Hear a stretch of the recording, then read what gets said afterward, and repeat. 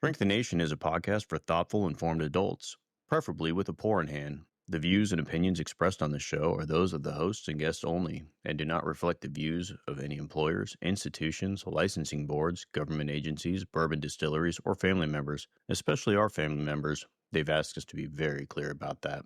This show is for informational and entertainment purposes only. Nothing said here should be taken as medical, psychiatric, legal, or professional advice. If you're in crisis, call a professional. If you're mad at something we said, we suggest journaling or emailing us with civility. We're here to challenge ideas, not diagnose strangers. We're clinicians, not your clinicians, and we have the bourbon to prove it. Let's go.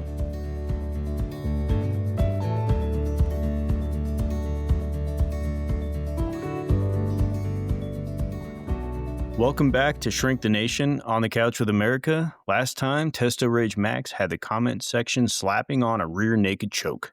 We tapped, we iced the ego, we hydrated with Kentucky's finest, and now we're back in the octagon for round two. Tonight, we're separating hormones from hype, anger from agency, and bro science from, actual science. No culture war, CrossFit routines, no pseudonymous lab bros selling you powdered dominance. We're going to talk testosterone, mood, aggression, and why your uncle's garage gym is not a randomized controlled trial. We'll own what we missed, sharpen what we got right, and yes, we'll answer the DMs that began with, actually, if you came for a brawl, you'll get footwork and counterpunches. If you came for clarity, you'll get clean jabs of clinical sense with a bourbon finish. Grab a glass, drop the hot takes, keep your hands up. I'm David, board-certified Trink, 20-plus in uniform, pouring something brown and honest. With me are the usual suspects, equally credentialed and only slightly less charming. This is Shrink the Nation, smart, provocative, clinically sharp, and reasonably sober for at least the first 5 minutes. Touch gloves, round starts now. Hey, this is Rob. This evening I'm drinking Testo Rage Max. It's a new brand of energy drink. It's coming out soon. Shrink the Nation, you can thank us. I'm drinking the newest flavor, which is bourbon and bull sweat. It pairs nicely with meat cooked rare and the Second Amendment. My second favorite flavor, my top favorite flavor is gunpowder and grizzly urine. Buy them where you buy your fine energy drinks. That sounds safe to say that I will not be challenging you for that drink. Since I'm at 19 years in psychiatry, I'm glad to be back on the show. Now, I am drinking my old faithful tin cup 14er. Welcome back. Still pretty damn good. Welcome back, Mitt. Thank you. All right. Well, I'm bruised up from this past week. After our last episode dropped, I've been taking it. As has become our pattern in the episode after the main episode, it's our apology tour. Our apologies today. I'm going to start with an apology to Sam Altman. That's my job. I'm supposed to apologize to Sam because I'm the one who... You do bad at it. I'm going to do a better apology. So right. I apologize to Sam if it was perceived that David was besmirching his manhood. Personally, I love ChatGPT. ChatGPT-5 is excellent. It is like talking to a PhD if that PhD was acquired at Subway University where the sandwich artists are made. So we're sorry, Sam, and keep up the good work. I'm just proud of you for saying ChatGPT. I know. And not something else. So you've really grown up. I have. I've got dyslexia. No, I'm just proud GPT, of you. GTP, whatever. He'll say GTP. Seems GBT, GTP. He'll just mix up letters. It doesn't matter. Yeah. It's grandpa, not dyslexia. So anyway, bottom line is, Sam, I'm on your side. I am a fan, and I think you should advertise with us. I think you just did. Next, I think we have to clarify. When we were talking about behavior, we didn't really get into the behaviors of Gen Z, 18 to 28-year-old males that were starting to lean towards the right, that are really getting into that bro culture, the extra masculine stuff. We didn't talk about the behaviors, but bad behavior is bad behavior. You can just call that out right now and say, if you're going to do things that are inappropriate, it's inappropriate. I don't think there's anything wrong with saying that. If you're going to be rage tweeting, yelling at people, getting mad at the world for things they don't owe you, then that's just bad behavior and it's not all right. If there was any implication that we were on the side of bad behavior, that was not in any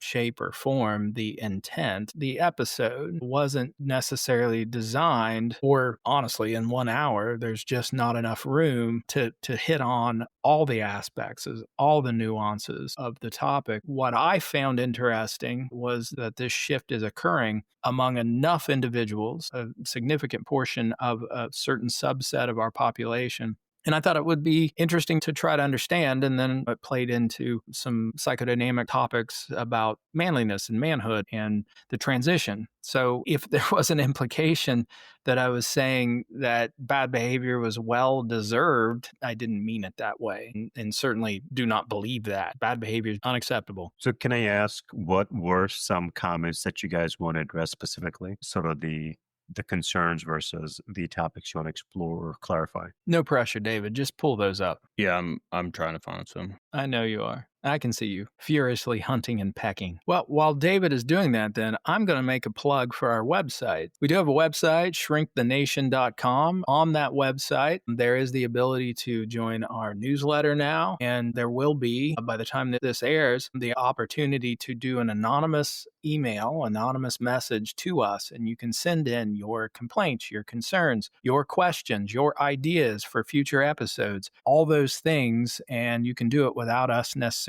having your email or your name. Although there is the opportunity to include your name and your email. In that event, we'll give you a shout out. We'll say, hey, this great question came from, or this great complaint came from, but you do have the option to mark that you do not want to be identified. And we would love that engagement. Our shows are 1 hour long and the topics are really complex. So we're going to miss things and we want folks to point that out. Yeah, we absolutely love being told what we missed. Absolutely. Feel free to point it out. All right, I'll give you a comment. If this subset of men are angry that women have control over their lives, it's not hard to connect the dots about why most women would not want to engage with these men. And I would agree, this is maybe a format problem, that we weren't clear with our intent. That is a downstream consequence of this and is probably what's contributing to the fact that 65% of this population are not in relationships. So I agree. Where I was focused is what is the dynamic that's causing this population to falter, stall, not make the progression. And then, of course, there are those downstream consequences. It's not excusing it. And fundamentally, understanding does not free the individual from the responsibility to resolve it. That's the nature of psychotherapy. We can come in and gain insight. We can tie a current experience, a current set of symptoms to a past set of symptoms. We can say, that's unfortunate. You should not have been tasked with that, but you were. And it is still your job to resolve it, to find a way to live the best life you can. So I'm in agreement with that comment. It also is the downstream of what our intent was with that episode. Now that we're on this episode, maybe let's do a shift towards this episode. 65% of this population is not in relationships. And this is a downstream effect of these behaviors. We know that these are bad behaviors. We know that there's a lot of personal responsibility that goes to that. The fact that the political parties are playing a role in driving a lot of these behaviors. Can we step back now and say, okay,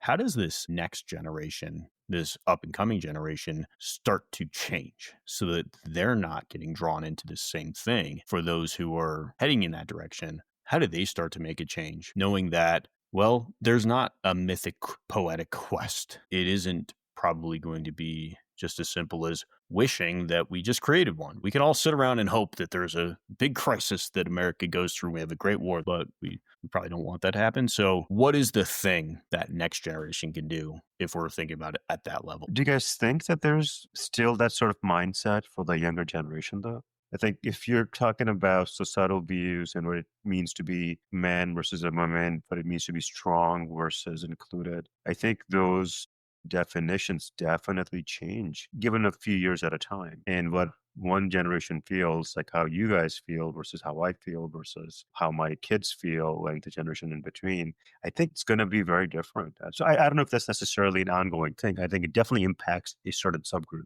but the following subgroup may not be quite as bad. I don't know. Like, I think kids right now, think of school-age kids currently. I don't know if what is really the emphasis, and maybe it's a state thing. Different states have very different viewpoints on the education system and what's being put out in schools. But what is actually being emphasized in terms of, hey, boys, you should be like this, and girls, you should be like this? I think it's different for consecutive generations. I guess toward that end, reality is that until this generation transitions into adolescence and moving toward adulthood, it's hard to say because I'm going to borrow one of Keith's analogies. They have to swim in the pool that they have at that time. And that pool is going to be the economic, cultural factors that are salient at that time. And my hope, and this might not be enough time, but my hope is that we transition through this void, this limbo place in which we don't necessarily understand what the future is going to be.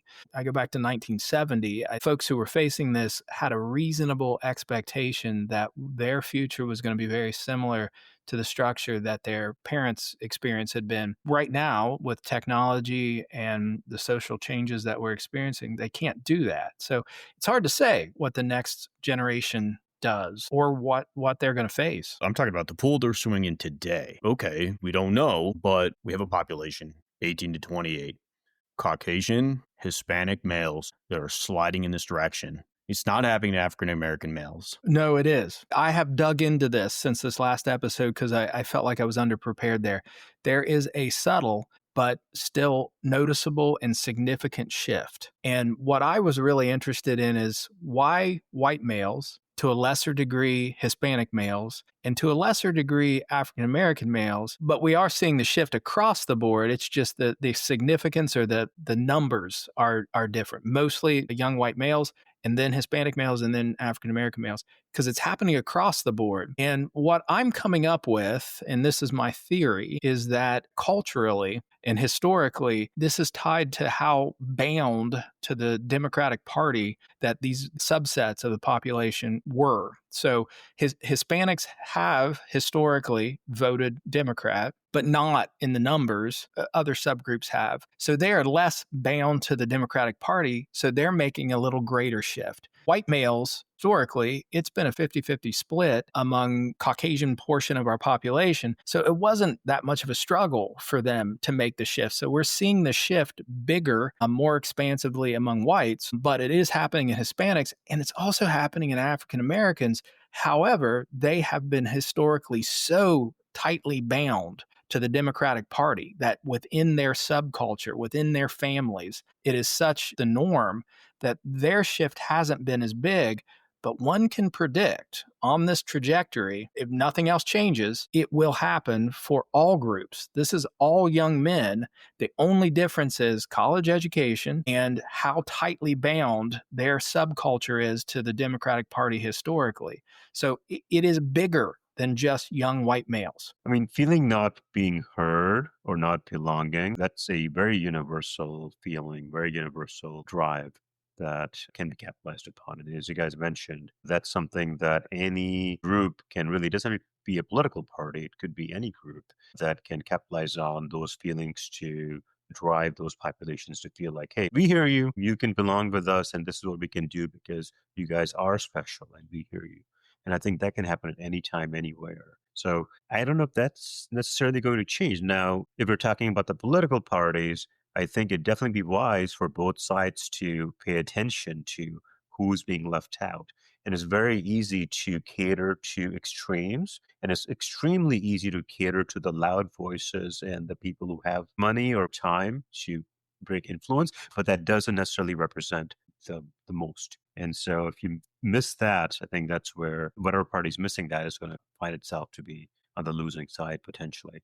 But I don't think these feelings and drives are going to go away. This is not necessarily about Republican versus Democrat at this point. We're talking about the drive towards this ultra-masculine perspective. That's really what I'm interested in. If somebody wants to vote Republican, vote Republican. If somebody wants to vote Democrat, vote Democrat. I'm really more interested in people shifting towards this desire for this perspective of men are that much more important, that much better than women. Strong men, ooh, here, blah, blah, blah. I can lift this much, therefore that makes me better. I have a penis. Look at me. That's what I'm talking about. Do you? Make the assumption, yes. But you see, that's the issue, because it's not that they are conservative, that they're going in this direction. No. They are progressive. They are moderates that are voting in that way. What they're voting for is the ultra-masculine bro culture. Absolutely. David, I mean, that's part of it, but I think you're still not including the fact that there's definitely a lot of female voters who also are okay with some of that culture. And where does that come from? That's a big population that says at a certain point, hey, I'm okay with this. And I'm Yeah. okay with the perception of this. We can't miss that either. It's not just the guys. True. It's just the nature of that episode was very much focused to talk about Just the guys. Yeah. we're talking about Unfortunately, we were very much and still are a sausage party. we are We were are lacking the necessary equipment to probably have a credible conversation on the female perspective. And that's why we haven't really delved too deep into that.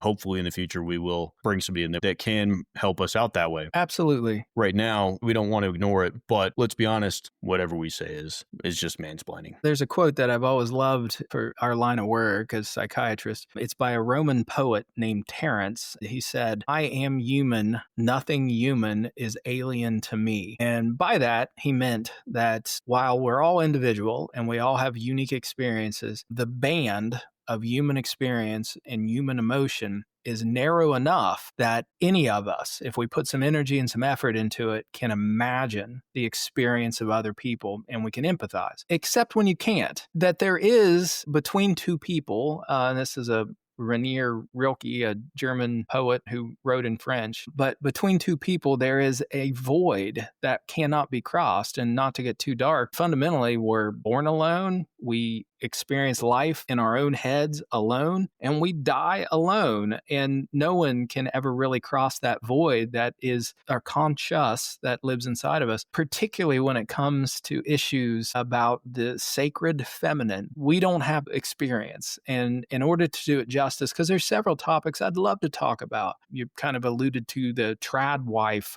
traditional wife movement that was popular on TikTok for a bit, maybe still is, I don't know. I'd love to talk about girl boss burnout, that these roles and responsibilities that are being transitioned on women, in one way, it's this advance. They are doing all the things that they always should have been able to do, but they're not being supported in the right way to some of the other responsibilities. There's a lot that we do have that I'd love to deal with, but we need a feminine voice in order to do justice to that. It would be disingenuous and parody if we tried to do it alone. And to be honest, I mean, anything we talk about, we can only give our own perspective. I couldn't possibly speak for every super awesome person out there. I can only speak from my own perspective, right? Yeah. I think one of the points you're raising, David, though, is the need to want to be special, the need to feel like there is something that's important about you. And that happens when there are some things missing. If you don't have the connections, if you don't have the self-confidence to say, hey, I have something to look forward to, I know I have a set future. Because when you don't have that, and the future is very uncertain and you can't do what your dad did, you have no idea what kind of job you're going to get. And if you don't have a job, and that equates in your mind with being important and being able to, whether it's the family man, quote unquote, or the responsible one or the head of the household, and you can't do that, then that brings up those feelings of inferiority. So what do you turn to? You have to turn to something. And if that something is, this is what makes me important, and this is a baseline that I have, and now it's being attacked, that's where you do get those insecurities and actions and the misbehaviors and the conflict. If you are able to protect against that somehow, by saying, well, these are the kind of jobs and you will do well, and these are the kind of relationships that will help foster more resilient people, that as a society, I think that's really what would help protect against this. But that's easier said than done. I think you went down a great path there. I think you called it out perfectly. This population that is feeling like they've lost the thing that has made them special, primarily being male. That is a side effect of society changing. It does not necessarily matter anymore whether you are man or woman in a lot of workplaces. If you can get an education, you can go out and do most jobs. There's also a fear, David, that being a heterosexual white Caucasian male, the fear that being in that category may now be a disadvantage because there's more of an emphasis on either diversity or something different. And I think once you start getting into that line of thinking, it becomes an even bigger problem, even bigger insecurity and a drive to find something that keeps you important, to be feeling important at least. I think you're right. It does. If things start to even out to where the playing field is starting to get level and the higher paying jobs do not have the physical requirement that they used to have, the applicants for it start to go up significantly. Once you start to bring in this other piece, a push to diversify the workforce, you get equality where the workforce just looks like the population. What does that do? Well, it means that you are now competing against people that you weren't competing against before. And that is a scary premise when before you were only competing against way fewer people. And so competition goes up, things get a lot more difficult. In order to set yourself apart, you do have to be a lot more special, and it does become more difficult. Do you suspect it might be a little bit of the, I'm speaking as a man, of the premise that you have to be more in order to compete for the same job? Traditionally, I hear from the female perspective that you do have to be for the similar job. You need to stand out as a female, especially in a traditionally male environment, to be considered good at what you do. It's not fair. It's not the same skill set. You must be better to get the same job. And I think if the perception is that in a normal workplace where you thought you had it easy and it was a traditional job that you could do, now you don't stick out anymore. You are just average and you must be better, or you're losing opportunities to somebody else because they have different qualifications that have nothing to do with the job potentially that might make it more attractive. Now, those fears can lead into that. You're absolutely right. But the shift is the desirable jobs just don't have those qualifications. If a high paying job is to be a computer programmer, it doesn't matter what color your skin is, what physical attributes you have. If you can code, you can get the job. What matters is how good are you at coding? That's it. Nobody gives a shit how much that person can bench. They don't care how fast that person is. They don't care what color their skin is. They don't care what country they come from. What they care about is, can that person code and how well can they do it? In the past, if a high paying job was how physically strong are you? Construction work. That did matter. Mm-hmm.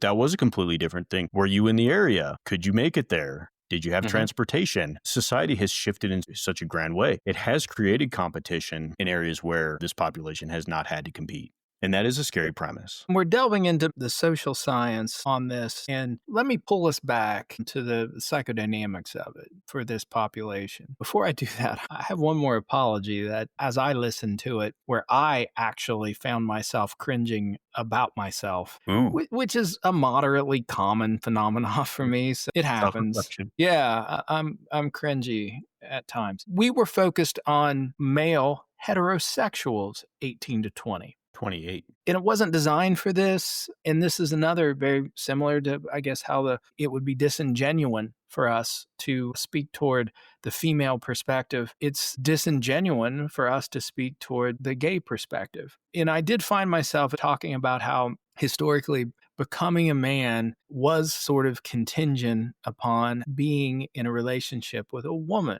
building a family, having children. And that is a very traditional mythic story for the path to manhood. It does leave out a lot of people though. And I'm not ignorant to that. I'm not missing that point that in our tens of listeners, if you are gay, I left you out. I do apologize for that, but it is a different dynamic. I can't speak toward it, though, nor can we, because we would need a guest who has that perspective to add. So I'm going to add that. But coming back now, I'm going to double down on what I just apologized about. So Jung, one of the... Okay. Why wouldn't I double down? There you go. Yeah, let's make it worse. I've apologized, but now I'm going to do it again. So I guess an apology doesn't count if you don't learn your lesson. I mean, you did say it, but is there a better way to present it? Because can you present this better than this is how I feel? Yeah. I feel like there was a joke built into there and I just couldn't come up with it. It's the Testo Rage Max. The more I drink this bourbon bull sweat flavor, the more I fear my kidneys are not working. At any rate, before we bring it to market, we might have to go back to the drawing board. Next time, heifer sweat. Yeah, exactly. Need a little estrogen. Tastes like victory and whatever the bull was doing just prior. One of the reasons I really enjoy Jung is that I think he gets at some of the questions that I guess are bordering into the mystic. And I enjoy that. There is an element of being human that is very mechanical. And then there's an element of being human that is a little mystical, a little magical. It's ephemeral. We can't put our fingers on it. So we've talked in prior episodes about archetypes and we've talked about the shadow. There was one other element that featured prominently in his way of approaching psychotherapy. And that was the animus and the anima, so the male and the female. And he did believe that to be a unified individual, you had to come to grips with both sides of yourself. So being a man, being manly, there is an element of the feminine that has to be incorporated into this, and vice versa.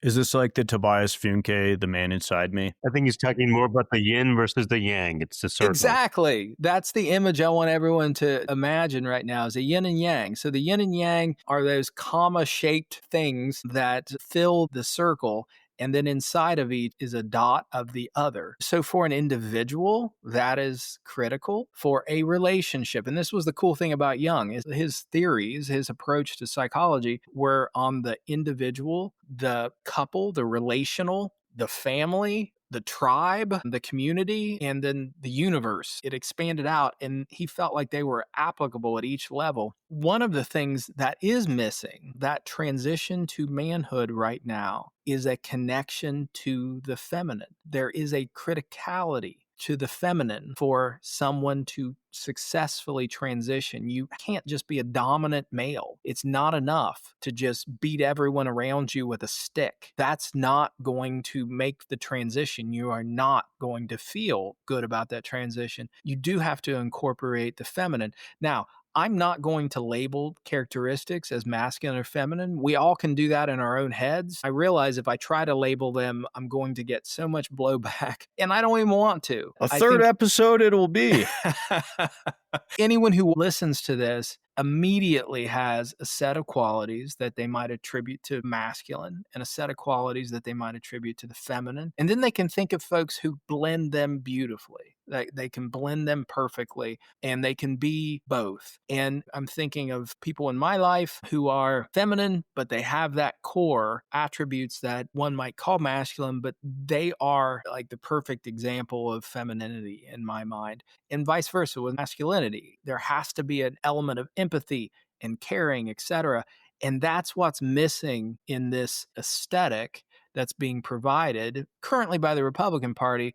But as you stated earlier, that's not going to be constant. Promises are being made. Nothing's changing that's actually going to allow those promises to come to fruition. And these folks are going to become dissatisfied with that party and move on to the next, which we should do an episode on propaganda, actually, that they get you in your feels, as my kids would say. How you emotionally respond becomes your reality. I mean, it builds off projection. Absolutely. Weirdly enough, everything we talk about builds off of everything we talk about. Crazy. Because we're that smart. We are building. No, we're just that lucky. No, it's And that just- simple. Just Is human, really yeah, it. that's it. Yeah, human nature is human nature. And when I think of the perfect blend of masculine and feminine, I Mhm. think Will Ferrell is Janet Reno.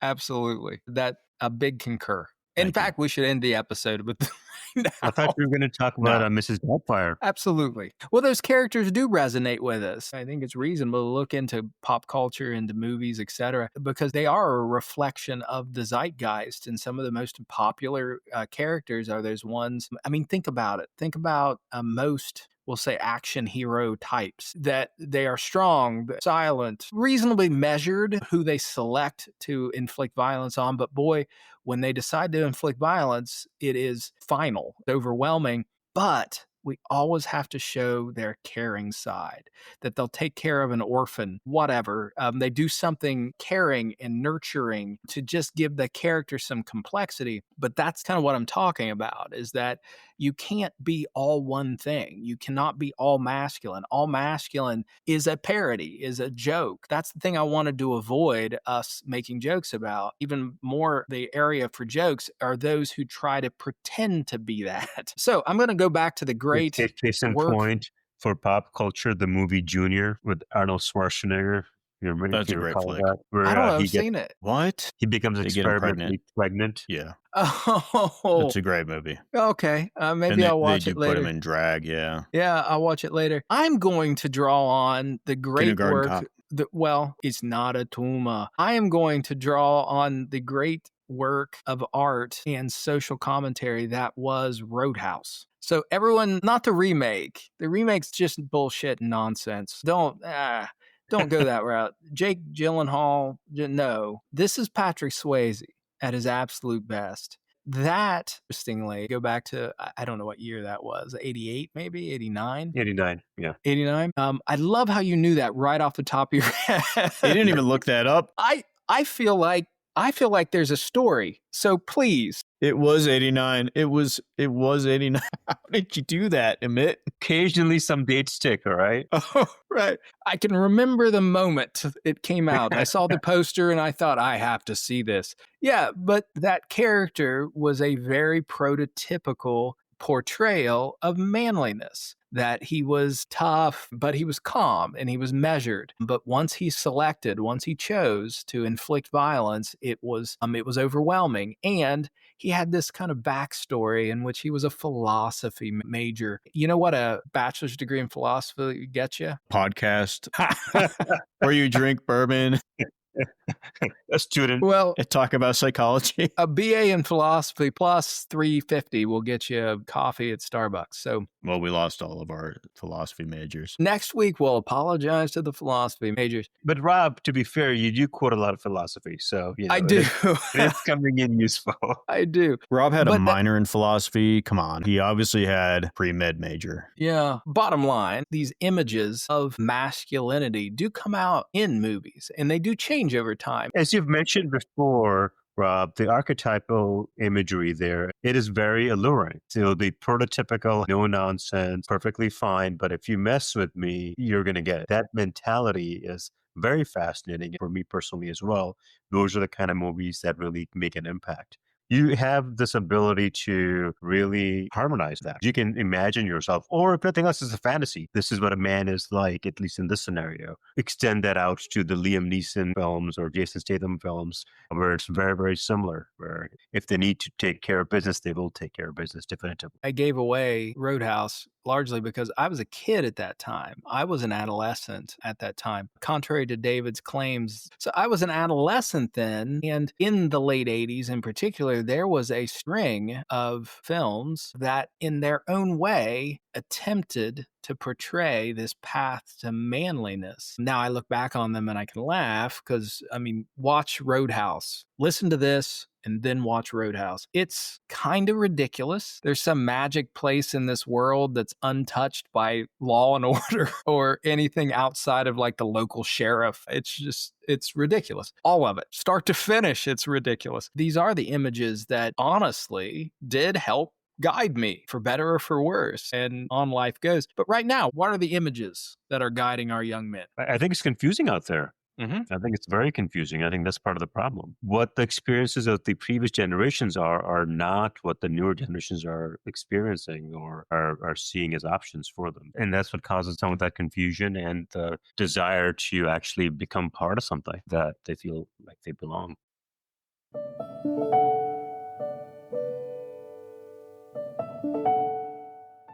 Hey, it's Rob from Shrink the Nation.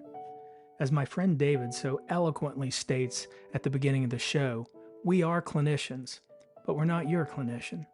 We love to joke around and dive into the tough topics, but there's something really important we need to say. If you're struggling with your mental health or facing substance use issues, we want you to know you're not alone. We have dedicated our professional careers to mental health, and we care deeply about it. It's okay to ask for help. Reaching out to a professional in your area could be the first step toward feeling better. Don't wait. There's support out there, and it works. Please take that first step. We want you to be well. Now let's get back to the show. Oh, and don't tell David I said he was eloquent. He'll be insufferable.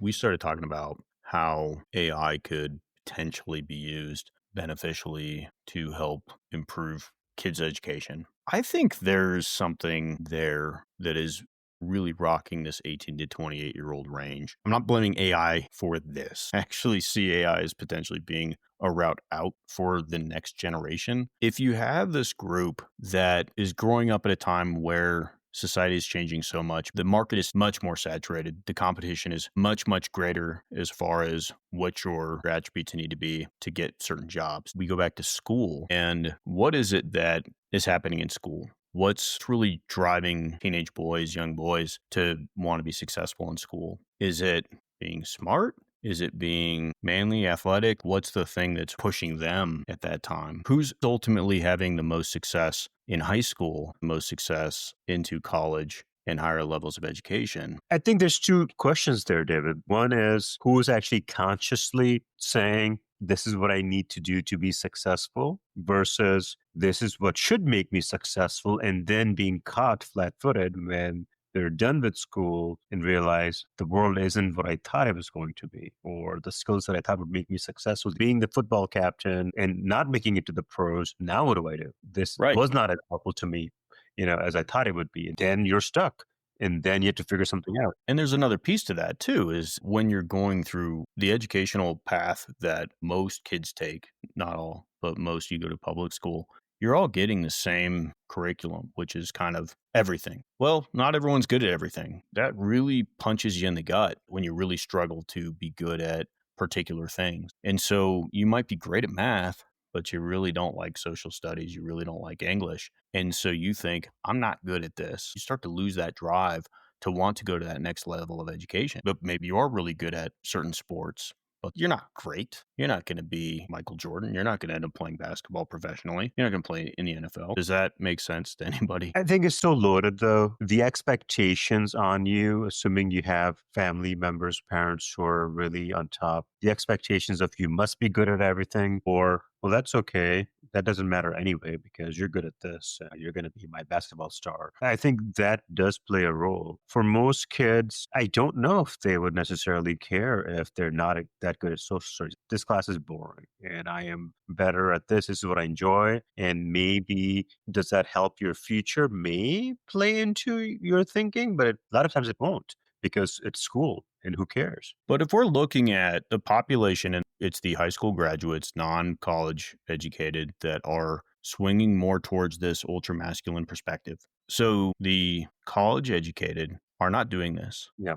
Yeah. So who is graduating high school but not going to college? And that's you're what I'm looking saying. at part-time jobs, you're looking at trade schools, right, or just your handwork, and you're looking at probably people, not necessarily all, but many not making as much money as some of your more educated people. And when you're concerned about the monetary impact of policy that really does drive some of those decisions on, am I paying more taxes or less taxes? Is my job going to still be there? Is someone else going to come take my job? I think those are the kind of things that do drive some of those policy switches for people. And if you don't feel safe, I mean, it doesn't matter how much money you make. If you don't feel safe, like your job is going to be there. These are progressive people. These are moderate people. These are conservative. Doesn't matter. They're not college educated. These are the males that are swinging this direction. What I'm getting at is we have this odd intersection of society has shifted so much in the last couple of decades where you have so much more focus on these jobs that do not require special physical skill sets. But you also haven't had any change in the way that we're educating younger people. And so the people that otherwise would have probably still had decent jobs anyway are finding themselves kind of SOL when they're getting out of that and they're coming into their own. They're not having a way to find that agency when they're getting into that early adulthood. That agency is no longer there. I can't help them. But if I go backwards and I think about the younger generations and I think about what could be done different now, there are a lot of people who probably, I don't know, but probably do feel quite stunted by their lack of success in certain areas that are really just trying to be force-fed in a classroom with 30 or more children, a certain way of learning a particular subject, when that's not how everybody learns. When you have something as cool as what Rob's favorite person, Sam Altman, has built. Yeah. We love you, Sam. Love you. When you have the ability, just looking off into wonderment like you are. Talk about a manly man. When you have the ability to come up with a way to teach each individual kid to their style so that they can be successful in all the different areas so that they don't feel so incredibly lost when they're going through school. Wouldn't you say that focusing on a little bit of everything also leads to a recipe for feeling lost? Because if you can pick and choose and say, hey, this is what works for me and I feel good with, and maybe this is a path for me. And I know I can do this because the other stuff I don't care about or I'm not as good at, that might lead to some more success as well. But if there's way too many options and you're learning a little bit of everything, I don't know if that, I mean, maybe. But we already do that. What do you mean? So I'm going to disagree totally with both of you guys. I hear what you're saying. I feel like you're both full of shit. No.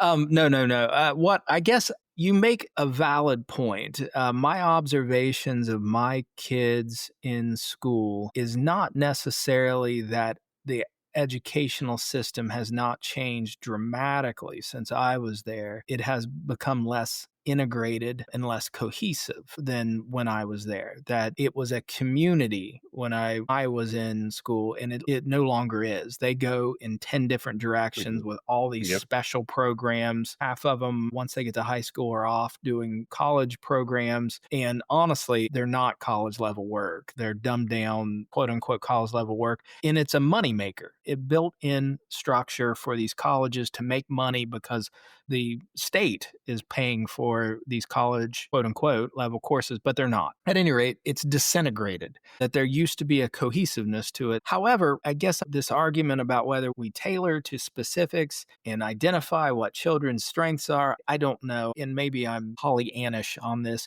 but I feel like the goal of primary school, high school is a reasonably well-rounded education, and then you pursue it from there. But ultimately, there's a good percentage of folks who are being still successful. I don't know if it's the academic side of it, the educational side of it. I don't know if there's a huge change. I think young people have often struggled in academics anyway. There was just a route. And I'm going to go back to what Keith had said last time and what Keith was talking about, which was a beautiful point from a very smart man and a very manly man, by the way. Beautiful beard, really solid jawline. I mean, just striking. You know, that's the cutout that's behind Keith. It's that corn. That's corn the Superman guy. cutout standing behind Keith. No. Keith's the guy in front of it. Keith. I thought it was Keith. Yeah.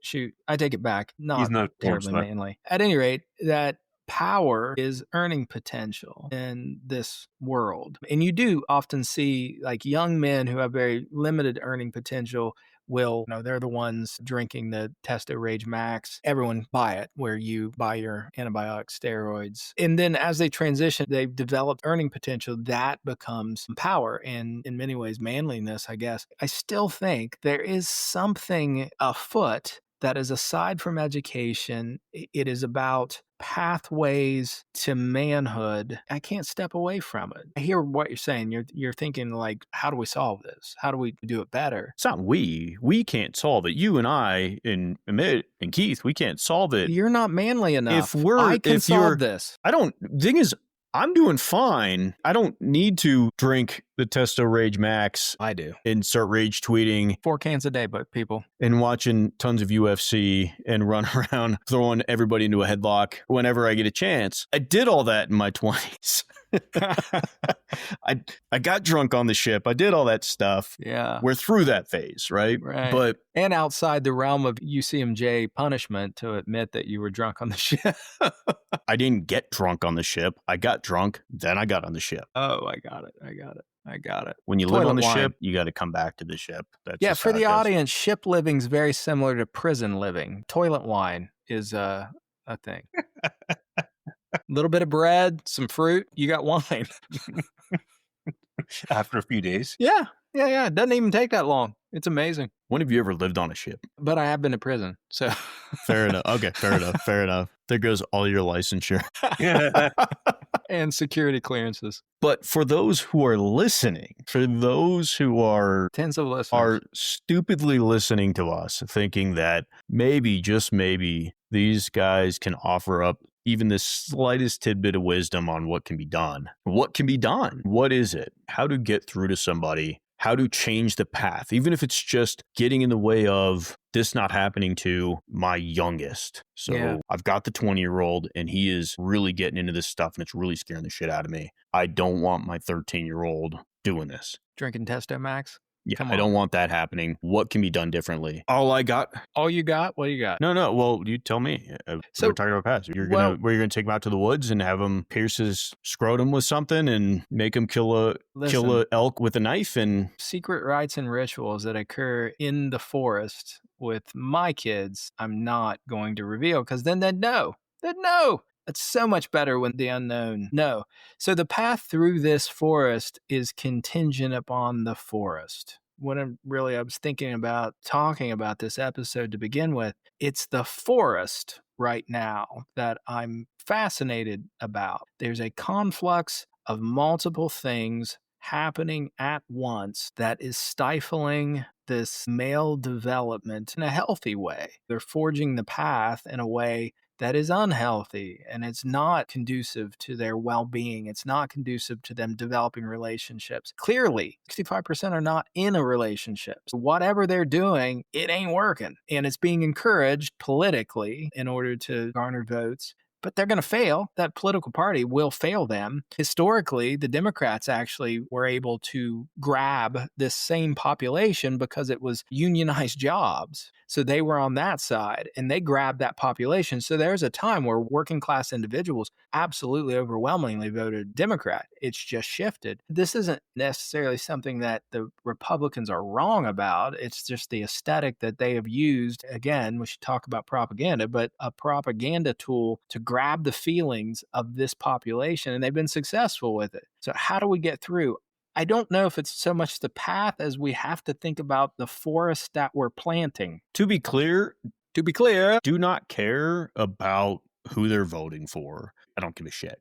What I care about is the fact that they're going down these paths. The behavior is unhealthy. The behavior is bad. The behavior is resulting in them having a 60+% non-relationship rate, which means that a whole bunch of people don't want to fuck them. Probably for good reason, because they have really bad Body odor behaviors. You can't really blame them, but they don't see it. That drives them even further down the rabbit hole. It's a self-fulfilling prophecy. It does. What were you going to say there? I was just going to say, you have that, but at the same time, the self-perception of being important and being better than others, you combine that with not being validated by relationship or something else or society that doesn't quite reflect back their own sense of specialness, and that causes even more conflict. Then where do you do? And that's where you start getting lost. Yeah. Speaking of coming full circle, grandiosity. We did it, guys. Right. All right. Yeah. Podcast over. Right back to grandiosity. It's been a lot of fun, everybody. Yeah. As a defense, not excusing bad behavior, but It sounds like you're about to excuse bad behavior. But I am going to excuse bad behavior. No, bad behavior is bad behavior. But my point is that blaming or finding the ways to be angry at this population is missing a bit of the point, that there's always going to be a group of our population that will be swayed and are prone to bad behavior if the environment is right. As much as we can dismiss or be frustrated with the bad behavior, if we don't do something for this significant proportion of our population, it affects us. It affects our nation. Every single citizen is the health of our nation. As much as I can say, look, some of their behaviors are so distasteful for me and so ridiculous and funny, and I want to make fun of it, but it's also such a big percentage of the population that it will come back to haunt us if we do not find a way to make contact with these people and help them navigate this. Let's look for what societal factors we can have power over. So Rob, I'll just add on something to that, just a wrinkle in that. You're talking about bad behaviors and societal factors. So there's a film, a documentary that's called I'm Just Here for the Riot.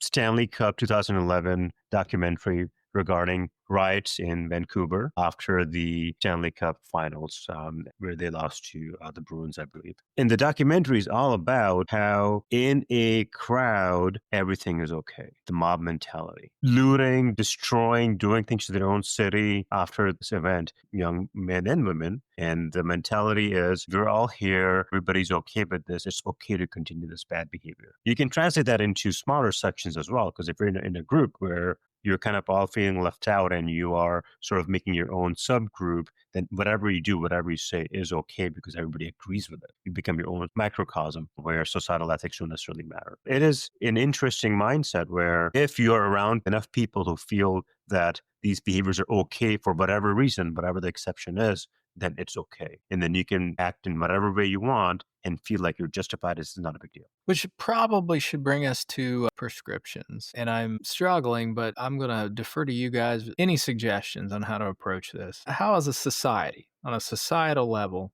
how do we get at these individuals? I feel like any prescriptions would have to be geared towards the parents, possibly. We've established we're the worst generation of parents ever. No, we are. We're bad. Because we've overseen it. It's not necessarily intentional or that we were the cause. We were just there. We were the parents for this generation. Our parenting style certainly contributed to a lot of this stuff, but at the same time, there was just a confluence of bad situations and maybe even great situations that happened all at once that kind of led to this stuff. A lot of advancement of technology, societal shift. Does it mean that the parents are ultimately responsible for every 28-year-old man out there who has bad behavior? Oh. Just their mom. Is it mom's job to go in there and fix it? No. If we're being honest, if we're going to tailor prescriptions towards the parents, I say tailor the prescriptions towards the parents of the kids that are much younger. And trying to not have this happen to the next generation by emphasizing getting the best education possible, emphasizing that I love you, you are special, but you're not special to everybody. And you're not me. Yeah, you're not me. You are not going to live my life, nor should you. You will need to forge your own path, but I will do my best to be there. Problem is, not everybody has parents. Yeah, that's true. So not everybody's going to have that. Now, as far as whose responsibility is this to not have this bad behavior, it's on the person with the bad behavior. That's who needs to change the damn behavior. It's not everybody else's problem that the 18 to 28-year-old males have bad behavior. Society is suffering, but it's not society's responsibility to fix it. Society will suffer if it doesn't change. There are probably things that society could do to improve it, but it's not society's responsibility to fix a bunch of people with bad behavior. It is their responsibility. Swap testosterone made me do it with, I chose that and I can choose better. Try that. Try taking responsibility for your own actions and understanding that if you don't feel like you are important, perhaps it's something that you're doing. Perhaps there's something more that you could be doing with your life. If you feel like you aren't educated enough to get a job, go back to school. It's not somebody else's fault that they worked their ass off to get a job. Maybe they got the job because they got the education. It just really sucks sometimes when you don't get a job, but it doesn't mean the world is out to get you. As far as what the political parties could do, I mean, they're not going to. This is my silly prescription. They could stop the bullshit. They could stop catering to this shit. The Democrats could start treating adults like adults, and they could stop treating everybody who disagrees with them, even 1%, like they're the worst fucking people on the planet. You agree with me on 99% of the things I say, but you disagree with this one thing, you're gone. And the Republicans could stop catering to this garbage, saying, we want you to be this way. This is perfect. We love that you are running around being jerks to everybody around you. This is great. Keep it up. We love that. That's my prescription. Grow up, everybody. After last episode, the next morning, the headline that I came across was that there is a UFC fight scheduled for the White House lawn. I am not kidding. There you go. Which Why didn't you lead with that, Rob? That could have been the opening line of the episode. Yeah. Well, it's the death of shame. I think the death of shame is playing into this across the board. Absolutely. Don't have reasonable shame about your behavior. And in fact, instead of shame, you make it everyone else's problem. And I'd really like to see people stop going into public in pajama pants and slippers. So let's fix that. Come on. All right, my prescriptions. My number one prescription is be all you can be, join the army. If you need purpose, by God, we'll give you purpose. We'll give you purpose. If you need structure, by God, we're going to give you that too. You can come in, you can be an army of one. Personally, I prefer to be an army of many.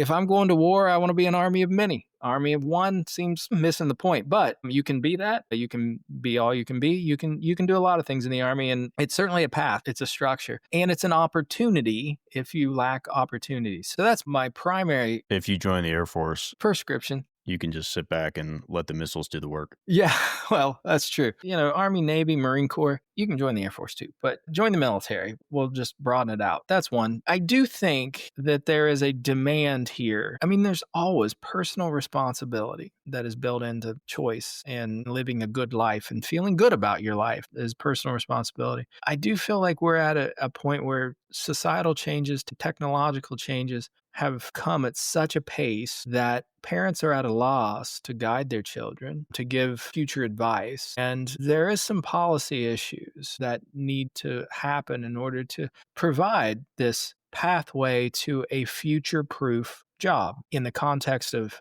AI, and what is AI going to be like, and how is that going to affect the job opportunity. I swear, in 10 years, if we have this same conversation again, which would be kind of magical if we did, I have a feeling that it's going to be the college educated people who are losing their minds, because it's so much harder to get entry level positions because AI is doing it. So I think we do need some policy decisions and some societal change that is going to provide a future proof pathway for our kids to achieve. And whether that's doubling down on trade schools, which I think are underemphasized and utilized, or something else. But I think that's something we have to think about as a society. And I do absolutely think, back to the death of shame, the political parties need to start being shamed for some of their behaviors that are totally instrumental, not designed for long-term benefit, purely designed to get the voting advantage in the short term. It ain't working. Yeah. And I'm going to ask all of our listeners to drink Testo Rage Max, available wherever you buy your fine energy drinks and your steroids. Multiple flavors to include lavender and mango when your inner warrior needs a hug. And watch Roadhouse. And watch Roadhouse. Absolutely. And we get a kickback for each one that you drink. So cheers. Watch your kidney function, folks. Just watch your kidney function. I would just say, for the parents, certainly, I think, Rob, you alluded to this. We talked about this a few episodes ago. Your experience is not going to be what your kid's experience is going to be like. Your opportunities are not what they're going to have. So just keep that in mind. So what your children are doing, don't set them up for that failure of trying to do exactly what you're doing, unless you're very positive that that is a very stable industry. And there's a lot of opportunities out there. There's so many things that we don't know, that I don't know, that my kids will be able to do 10 years from now. Keep that open. Then what they're doing, what their hobbies are, they may be able to just make a lot more money than you do by just sitting there in front of their computer. That might be it. Be open-minded with that. And then check out I'm Only Here for the Riot documentary. It will definitely give you some interesting perspective on the human mentality. And interestingly, tying it into our theme of technology, the documentary also starts talking about how the advent of the iPhones, widespread internet, was used to figure out who were the worst offenders of those riots, so they could be tracked down.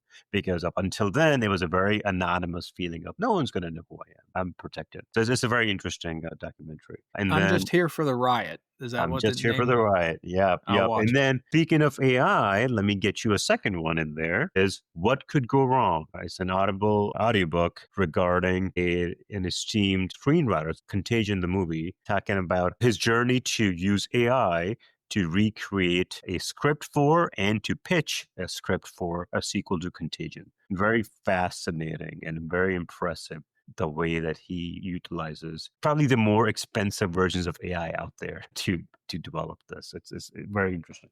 So that's what I have to say for today. And for Larry on Facebook, if what he says is true, and 97% of people who go to see shrinks are Democrats, maybe they should even that out and 50-50.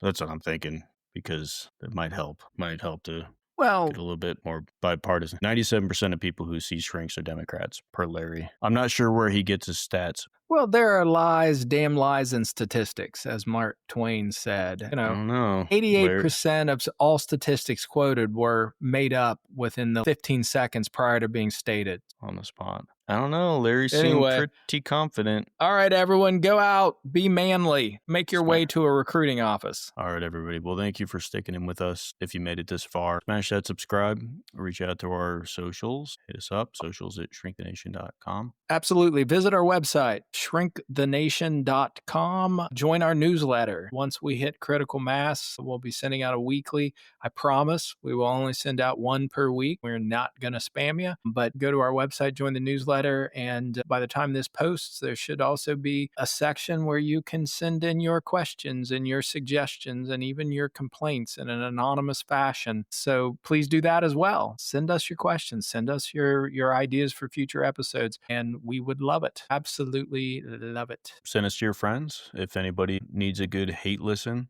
we're here for you. And if you have anything else. I do feel like this episode is not complete until there's a plug for a distillery. David. You want me to plug a distillery? Just a random one. Throw it in there. Just any distillery. Distillery for an endorsement. Well, we would still love to have a distillery send us bourbon to review. Or an energy drink's fine too. We'll do that. Well, energy drinks, yeah. We're still looking for Dunkin' Donuts to send us coffee and donuts. Donuts? I'm tired of paying for Dunkin' Donuts, to be honest. Yeah. But we'll plug all this stuff. Our tens of listeners would really appreciate our endorsement of your product. If you have anything else you'd like us to apologize for, please let us know and we'll do that. That's another. Cue up the music, that my man. music. Until next time, we're out.